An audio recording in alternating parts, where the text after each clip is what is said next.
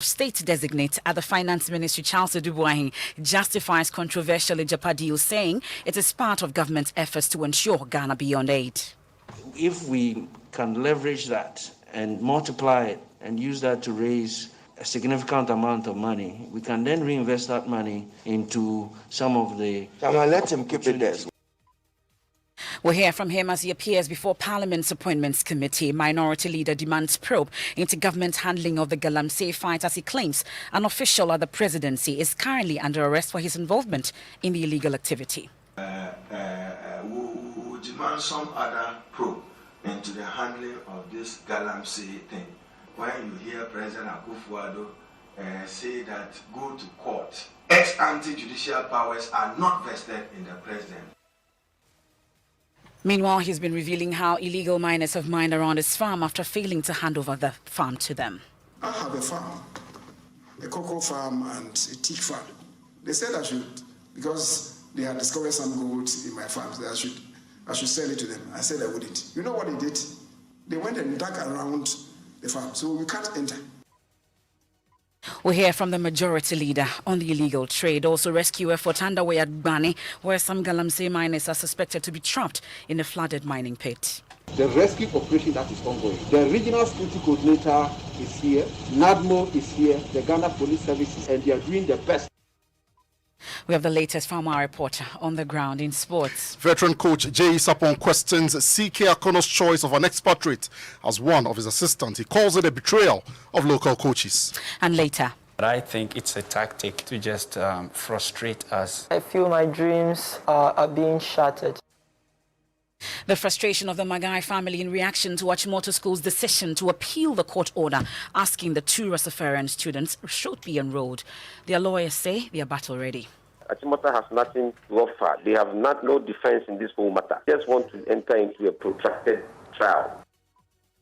The Education Minister is meanwhile expected to intervene in the matter as he holds a meeting with management of the school. That and more here on the Midday News with me, Emefa Apau.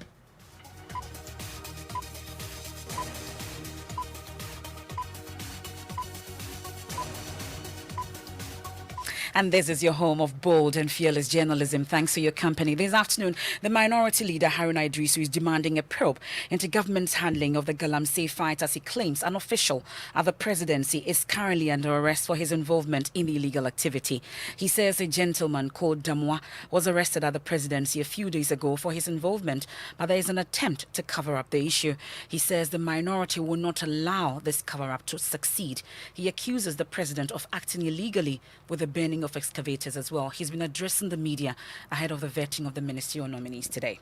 We demand some other probe into the handling of this Galamsey thing. When you hear President Akufo-Addo say that go to court, ex-ante judicial powers are not vested in the president. You don't breach human rights and tell the president that go and recover the right in court. That's not the proper way to exercise executive authority, and therefore the president is accordingly reminded that his powers and the constitutions are subject to the laws of Ghana, subject to the constitution of Ghana, and subject to he respecting the fundamental rights and freedoms of Ghanaians, including the right of any Ghanaian to own an excavator. It's a right, and I'm not aware of any law in Ghana which permits burning of excavators. If you cannot identify the person driving it, go to the port who brought it in. And probably to improve it, we should now add that any person clearing an excavator must sign an undertaking that it will not be used for purposes of illegal mining.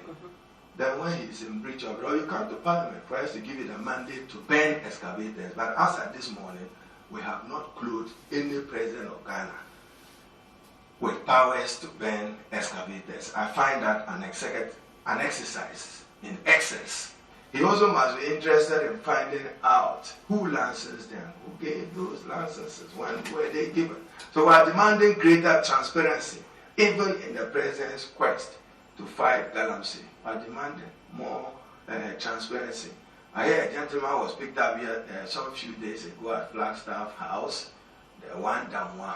We are following the case closely, and nobody should make an attempt to cover up what his doings have been relative to his engagement or involvement in Galamsey. You know what I'm talking about. So he was picked up by national security. They are trying to cover up. We are following very closely. So you see, that's the Minority Leader Haruna Idris. On his part, the Majority Leader Osei Mensah-Bonsu has revealed that some illegal miners dug around his farm after he failed to relinquish it to the miners. This, he says, has made it difficult for him to access the farm unless via canoe. Addressing the media on the planned activities for this meeting, the Swami MP insisted the burning of mining equipment, including excavators, will help government in its fight against illegal mining. Now, within the past 10 years, no thanks to Galamsey, the past 10 years, we have lost 500,000 hectares of forest cover. Today, as we speak, the forest cover of this country is less than 600,000 hectares. Where are we going as a country? And we think these activities should not be stopped. I beg to disagree, Honourable Minority Leader. I beg to disagree. So we must confront reality. We can't go on like this. Farmlands are going. I have a farm, a cocoa farm and a teak farm at Asen Yaduem in the constituency of Kenohene, Japan. They said I should, because they had discovered some gold in my farms, that I should sell it to them. I said I wouldn't. You know what they did? They went and dug around the farm, so you can't enter. You can't enter the farm. Because those of them, the contiguous farms, they've sold it to them. Now I can't enter my own farm. If I have to go there, I must go by a boat. Is that what we want to do to ourselves? Please, reality check. Let's do what is right. That's the Majority Leader, Osei Mensah-Bonsu. We stay on mining issues because government says it is currently prosecuting 5 different cases in connection with illegal mining. Providing an update on government's fight against the menace, Information Minister Kojo Nkrumah noted that these 5 cases include the case against some alleged national security operatives who were arrested in the Kede forest engaging in illegal mining, and then some other cases against Chinese illegal miners. Listen. There's the Republic versus Yang Maoji. Arrest was made on the 15th of May by the Operation Halt team. Investigations are also ongoing to locate some suspected accomplices, Yang Kesi and one Nana Fianko, and prosecutions will be in accordance. There's a Republic versus Wei Ganming and another. This case involves a Chinese national arrested from Atiuku in the Menfi West near Takwa. They've been remanded to appear on the 2nd of June 2021. I think that's today. So they'll be appearing in court today after initially being remanded. There's also the Republic versus Yang Hua and 2 others, Hui Lin Hua and 5 others. I think this is the Asankregwa case, if you followed. That raid was conducted by the National Security Apparatus, and Hui Lin Hua and 5 others were arrested before the authorities on suspicion of having been involved in various offenses, including running a casino, trading in gold without authorization, etc. That's the Information Minister Kojo Nkrumah. Now, the Defense Minister Dominic Nitiwul also announced that 592 items, including 24 excavators, 341 champagne machines, as well as 123 water pumping machines were seized and destroyed in the second phase of Operation Halt. He gives updates. Of 592 assorted items were destroyed. 592 assorted items were destroyed. You can see fire burning some of the items. Whilst 3 Chinese nationals and their 2 Ghanaian drivers were arrested. So in this case, 5 persons have been arrested. 3 Chinese nationals and 2 Ghanaian counterparts. The breakdown of the items that were destroyed are as follows. Excavators, 24. Champagne machines and platforms, 341. So that's the Defense Minister, Dominic Nitio, there. My colleague Kweku Asante was at this news conference. He joins us with more. So Kweku, we understand the Defense Minister explained that some of these excavators were seen in communities close to water bodies. Give us more updates on it. Right, NFR. So according to the Defense Minister, the concerns that people have that some of these illegal miners have moved their equipment into the towns adjoining to these rivers is something that they want to look at. And so they are going to call for a change in the regulations so that even if you move your equipment, your excavators from the river bodies and them to cities, they want to still bend it. We realized that although a considerable number of excavators were also found and destroyed, but it was observed, and you can see the champagne being destroyed. It was observed that some illegal miners had moved their mining equipment, particularly excavators, to just nearby communities. So you are passing, you can see huge excavators standing in communities, but they've moved them out of the 100-meter zone. But you can see that this is a little community, and then you have 10, 20 excavators standing there. You know that they were using to do illegal things, but because it's not within the 100 meters, you cannot destroy them. So the armed forces will pass and move on. We need to take a decision about some of these things as a government and as a people. That's the Defense Minister, Dominic Nitio.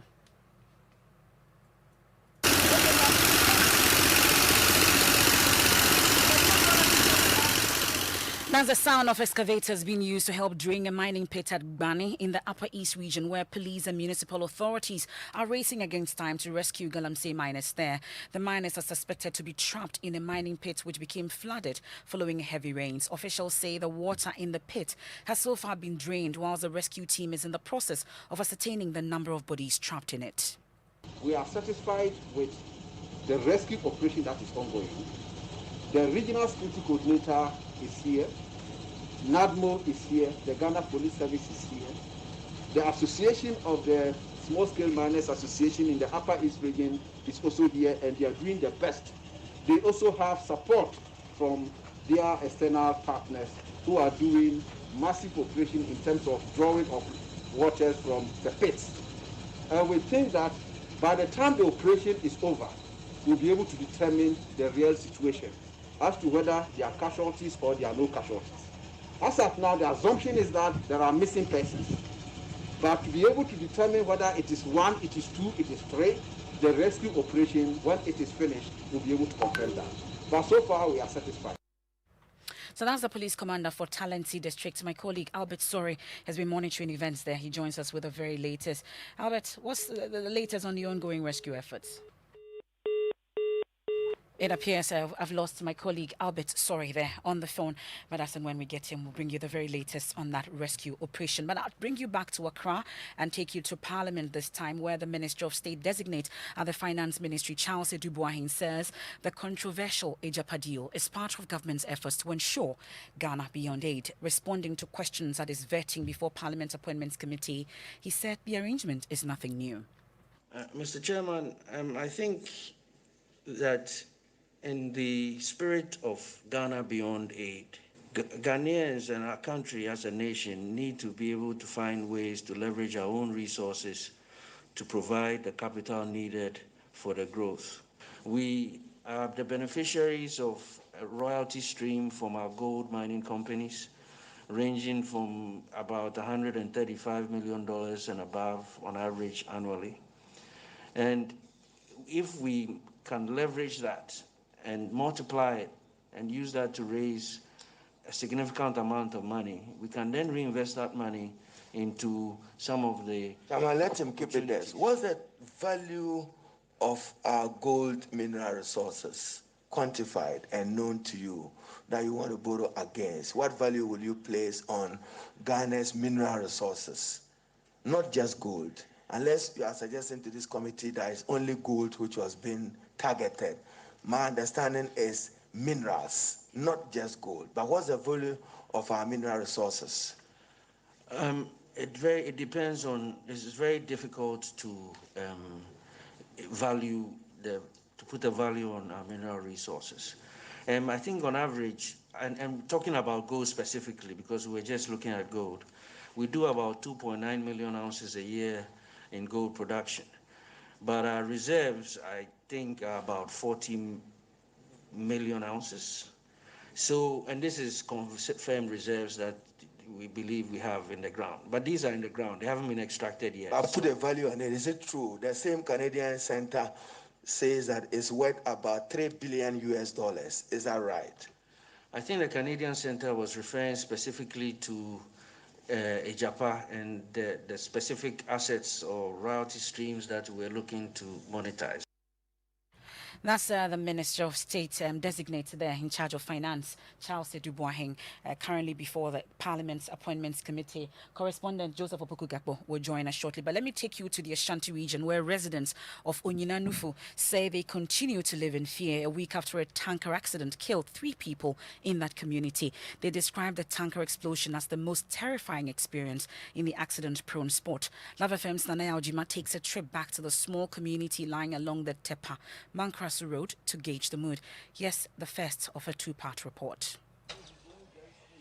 It's been 8 days since the Onyina Nufu tanker accident, which left 3, including a 2-year-old, dead. The diesel tanker which exploded still lies at the entry to the community. The vehicle, burnt to scraps, is the first sight that greets many on a daily basis. She says, our children are still traumatized. They are scared to use this route to school. Even we, the grown-ups, are not comfortable seeing the tanker.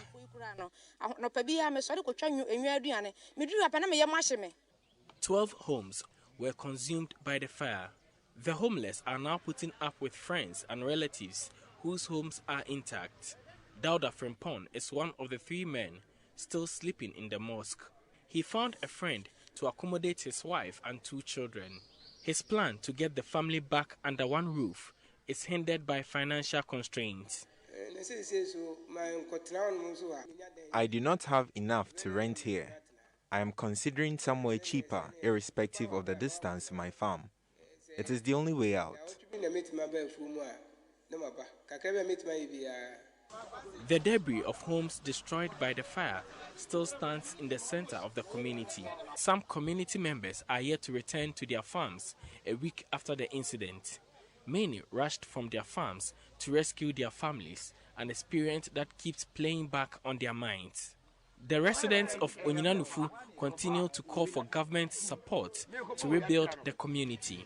Reporting for Joy News, Nanaya Ojima. This is the Midday News here on Joy 99.7 FM with me, Emefa Apao. Our top stories: minority leader demands probe into government's handling of the Galamsey fight as he claims an official at the presidency is currently under arrest for his involvement in the illegal activity. When we return, we have sport and then also the frustration of the Magai family in reaction to Achimota School's decision to appeal the court order asking that 2 Rastafarian students should be enrolled. Their lawyers say they are battle ready. Achimota has nothing to offer. They have no defense in this whole matter. Just want to enter into a protracted trial. Well, before the break, though, let me take you back to the Upper East region where we've been hearing about some illegal miners trapped in the pit that got flooded some days ago. My colleague Albert Sorry has been monitoring events there. He joins us on the phone. Albert, provide updates on what's going on with the rescue efforts. Hello, Albert Sorry. The Regional Police Commander, DCOP Saibu Fabi Garba, just left the area. He came with his team to inspect what is going on. So what we are learning now from one of the miners who took the commander around is that they suspect that there could be 7 people, even though he said he could not categorically say. What he said was that based on the information they gathered about the people who were around the pit before these miners went in, there could be 7 people trapped in the. Now, from the water, the information is that the water inside there is so much that it could take up to the end of today before they are able to get to the bottom of the pit to see whether these people are still alive, or if they are not, whether their bodies can be removed. So, still waiting around the mine area and waiting for the water to reduce as they continue the pumping. That's my colleague Albert Sorry with the latest on that rescue operation. A quick turnaround here on the Midday News. There's more after this break.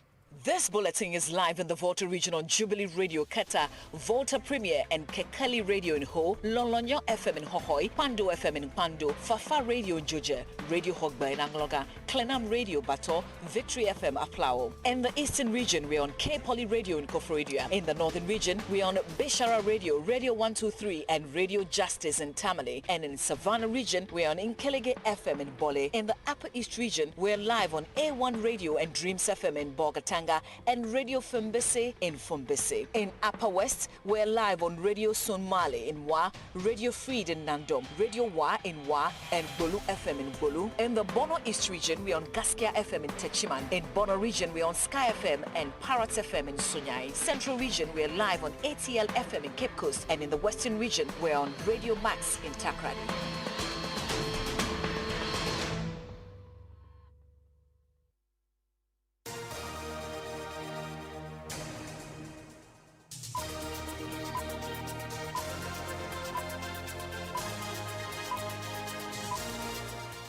Thanks so much for your company here on the Midday News. Let's do sports now. Hans Sando. Well, CK Akono is going to have a new, another assistant, that's after his current assistant, David Duncan, and he's going to be a foreigner. This is what veteran coach Jay Sapon believes is a betrayal of local coaches. That's on the part of CK Akono by opting for a foreigner.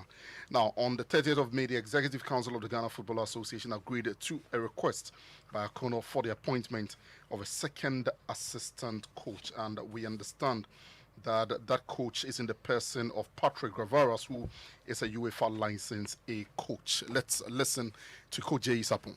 The FA had no hand, the executive committee had no hand in selecting an assistant for CK Akono. CK Akono, who wanted an assistant coach, and then he oversaw the need to even engage the Ghanaian coach to assist him. He went abroad to bring a white player back. So, whether they are positive or not, I think he's the only person who is the best person to tell us what we would learn from that. But I feel in so doing, he has stabbed the Ghanaian coaches at the back. Of course, he's the man in charge of the Black Stars. He wants to pass anywhere he wants to pass to qualify the team and get whatever credence he wants. That is his own cup of tea. As veteran coach Jay is upon speaking on CK Akono's decision to opt for a foreigner as assistant. Thank you very much, Hans Sando, there with the latest from the world of sports. I take you back to Parliament now, where currently the minister designate at the Finance Ministry, Charles Edubuahe, is currently being vetted, and amongst others, he's been justifying the controversial Ijapa deal as part of government's efforts to ensure Ghana Beyond Aid. Issues about his role, his company's role in the book running, amongst others, is expected to come up before the Appointments Committee. Joseph Opoku-Gakpo has been monitoring events there. He joins us on the phone. Joseph, what else has come up before the Appointments Committee? The issue with his company, Black Stars Advisory, and its role in the country's loan contraction and also raising of bonds has come up in the vetting session a while ago, asked by Eric Opoku, one of the MPs on the minority side. And Mr. Dubois has been explaining that firm has only been given advice when it comes to these processes, and they've not been directly involved in any of the specific transactions. You recall Isaac Adongo, a member of the Finance Committee, has claimed that firm, which allegedly belongs to Mr. Dubois and others, have actually gained more than 856 million cedis over the last 4 years in fees as far as the arrangement of loans are concerned. But Mr. Dubois has been denying this and insisting that the firm only offers advice and that their role cannot be tainted with any form of corruption or anything like that. Okay, so we'll go live for that feed, but quickly, has Mr. Okujeto been replaced on the Appointments Committee? We're still gathering the details on that. For now, it's the current existing members who are doing the vetting, led by the minority leader himself, minus that extra member from the minority side. We'll take you live to Parliament now for live on the feed. And owning a company are two different things. We are talking about the owner of a company, and you are relating it to you working with DVLA, which is not for you. I agree, but management of his company would apply. It doesn't mean he would know. The companies I own shares in, I don't know what they do. Come on, I agree with you perfectly. So as the Minister of Finance, he didn't know they were issuing the invitations, and he didn't know his firm was also participating. That's a good point. Now, the fear of the honorable member you mentioned is that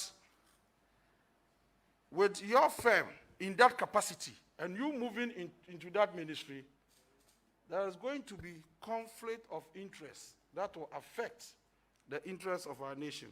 What is your position on this? Mr. Chairman, as I mentioned before, I resigned from the board and management of Black Star Advisors in 2017. I have no role and I do not participate in any of their business dealings. In the current capacity as bond market specialists, they are operating purely based on performance, and I have no influence or say in what they do. It is their responsibility to go out and raise money for government when government issues bonds, and they then get paid based on their ability to do so or not to do so. Thank you, Mr. Chairman. Chairman, just a little follow-up. To paraphrase your word, I have no influence in what they do. Will you have an influence as minister in what they get? In what they what? In what they what? What they get as business. And that is what will engender the conflict of interest. No, Mr. Chairman. Thank you, Chair. Yes. Does any of the ladies wish to ask a question? So you just brought your accept of that appointments committee vetting of the Minister of State designate at the Finance Ministry, Charles Edubuahe. There's more of that live stream on myjoyonline.com. But just before we go for entertainment, lawyers for two Rastafarian students who were denied enrollment into Achimota School say they are ready for the new legal hurdle presented by the school's decision to appeal the High Court judgment. The court this week ordered that the two dreadlock-wearing students be enrolled after the school had insisted they need to cut their hair to be admitted. Managers of Achimota School say they disagree with the court's decision and intend to file an appeal. Father of one of the students, Ras Magai, and his son, Tyrone Magai, say the school is simply bent on frustrating them. We're looking to see what else we're going to do, but I think it's a tactic to just frustrate us so that we just find a school or something, which we are not prepared to do. Okay. Because when we first went to the court the first day, Achimota did not have any representative there. And then the second time we went to the court, we were told we could not sue Achimota. And then the third time, suddenly, we could sue Achimota. Okay. You know, so I think this is one of the plays, you know. To frustrate you. To frustrate us and let us find some other. Yeah, somewhat I feel my dreams are being shattered. Because considering the fact, I mean, I've been home for a considerably longer time now. And after the court case and the ruling, I mean, it was obvious and hopefully enough that I was going to school until just this evening when we saw the letter going around from the board of directors of Achimota. That's Tyrone Maguire here earlier, also his father, Ras Maguire, that's speaking on PM Express.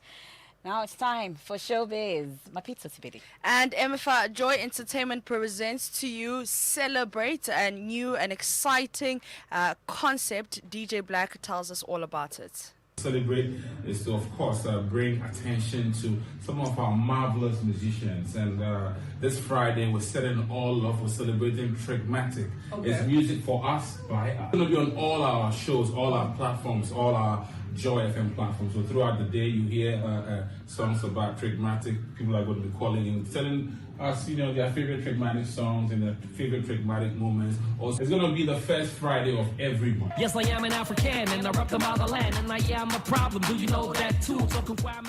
So follow Joy Entertainment on all social media platforms. Joy Entertainment, we are large and in charge. My favorite Trickmatic song, you know it? No. Nobody knows tomorrow. It's tomorrow, not Thursday. It's Friday. We're waiting for it. That's it for the Midday News here on Joy 99.7 FM. stories you've been reading on myjoyonline.com. Achimoto School cannot unilaterally appeal court ruling on Rastafarian students. Education Minister shop robbed of 140k as one person sustains multiple gun wounds in Kumasi. Also, the live update of the Appointments Committee vetting of Charles Edubuaing, 3 other deputy ministerial appointees. I am Emefa Apau. Wisdom, episode 8 with Pastor Menzel Tabil. Living Word is up next.